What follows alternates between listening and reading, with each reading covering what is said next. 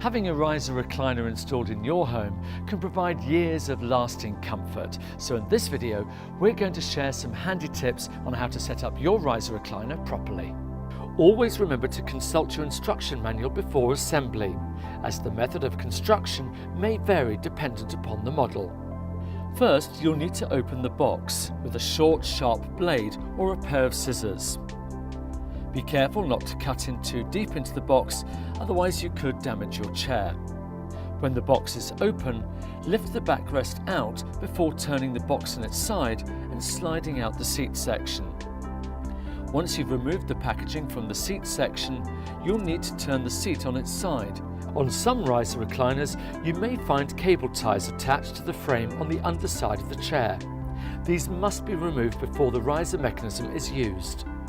The handset will be tucked inside this section of the recliner. You'll find the caster wheels in a secure bag, along with a small spanner for assembly. We suggest avoiding using caster wheels on wood or laminate flooring, as this may cause damage. Slide the backrest into the base using the guides. When the prongs on the seat section are in the guides on either side of the backrest, push down until you hear a click. Next, connect the handset to the motor and plug the motor into the wall. The most important thing to remember when you set up your riser recliner is to leave enough space for the motors to work to their full capacity. You'll need space behind your chair for the backrest to fully recline, as well as enough space in front to raise the footrest and to use the rise feature. When standing up from the recliner, try to avoid the temptation to use the armrests for leverage, as this could cause damage.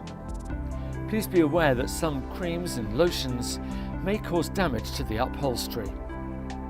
As always, if you have any questions about setting up your riser recliner chair, then look online where you'll find lots more details.